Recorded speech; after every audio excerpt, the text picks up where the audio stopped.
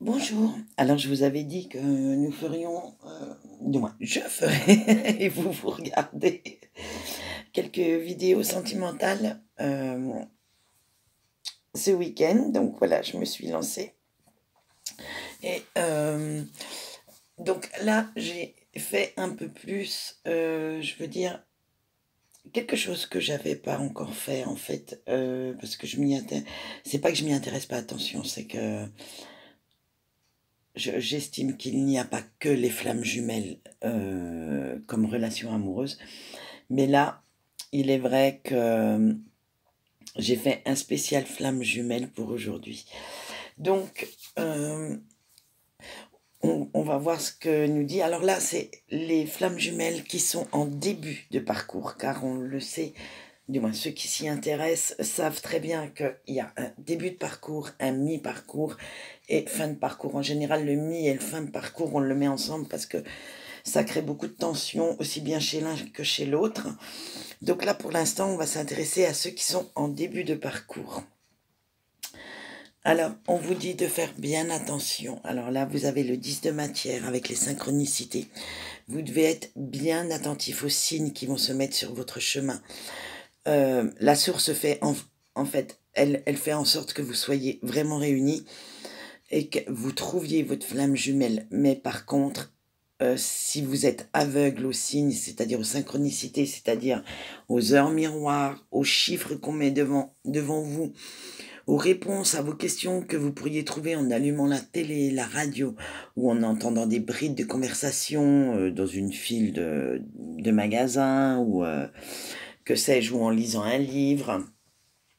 Faites bien attention à ces signes parce que ça veut dire qu'ils sont sur votre route et qu'on vous amène, j'allais dire votre jumeau ou votre jumelle sur un plateau, mais presque.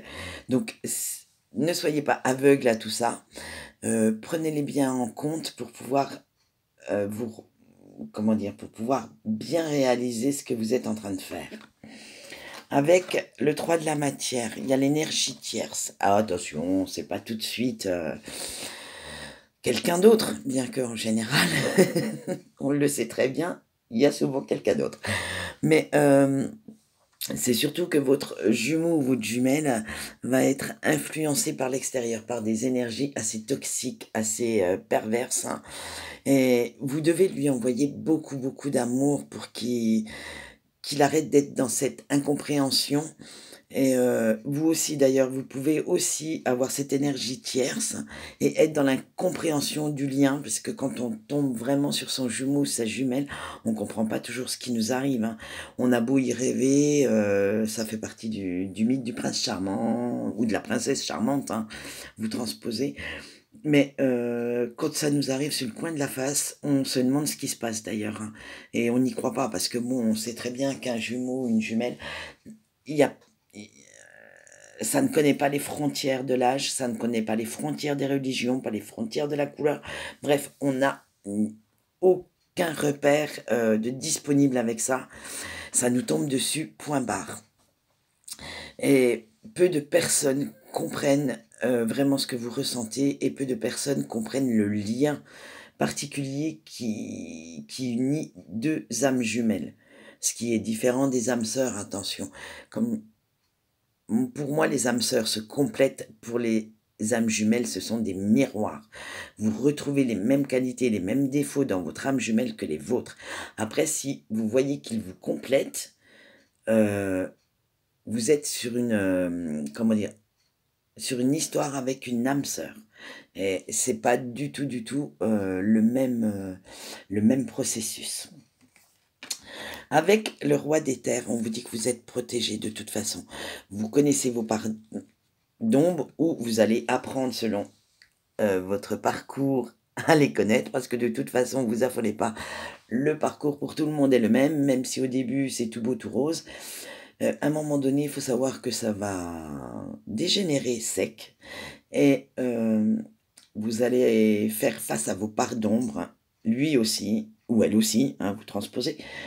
Et franchement, ça va être là, ça va être rock'n'roll parce que il va y avoir, vous allez connaître des sensations, des sentiments que vous n'avez jamais connus. et ça va vous faire peur, vous faire mal. Donc voilà. Alors il faut connaître vos parts d'ombre et connaître les siennes aussi.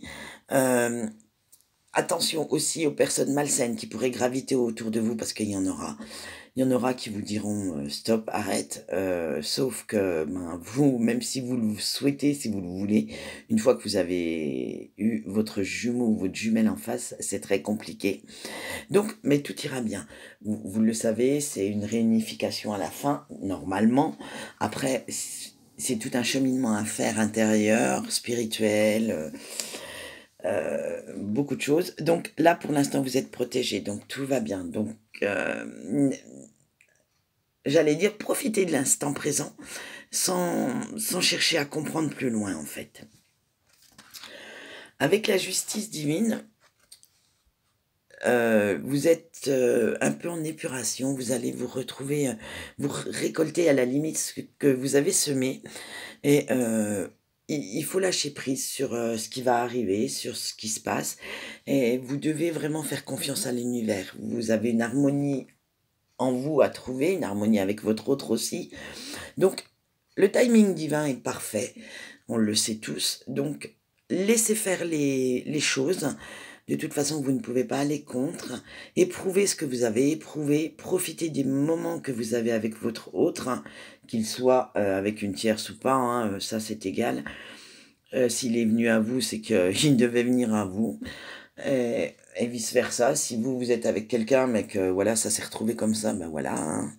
Donc faites vraiment le cheminement, mais sans vous poser de questions pour l'instant. Les questions viendront bien après, et vous aurez bien le temps d'y répondre et de voir ce que ça donne sur votre mental, sur votre spiritualité, et sur beaucoup de choses, sur votre éveil en fait. Avec le 2 de fluide, on vous dit de garder confiance en votre autre, garder confiance en ce lien magique, en ce lien unique. Et vous êtes sur le bon chemin de toute façon. Si vous l'avez rencontré, c'est qu'il y avait une raison. Donc maintenant, vous avez, voilà, c'est ce que je vous disais avant avec la justice divine, vous avez juste à laisser aller les choses. Avec l'âme sacrée, on vous dit, ben oui, hein, que c'est la cohésion parfaite, c'est le commencement d'une histoire magique. Vous êtes les deux âmes réunifiées, en fait, pour n'en former qu'une. Et tout ce que vous reflétez comme émotion, comme sentiment, votre autre les ressent aussi. C'est vraiment, vous, quand on est âme jumelle, on est vraiment en miroir. C'est-à-dire que vous avez les qualités que vous avez développées chez vous, lui les a, ou elle les a, hein. Et les défauts, c'est pareil. Normalement, vous retrouvez les mêmes, en fait. Et c'est vrai qu'au début, ça fait un peu bizarre de se voir comme ça, en miroir. Et puis après, on s'y habitue très bien. Vous avez beaucoup, beaucoup, beaucoup de points communs, de toute façon, pratiquement tous.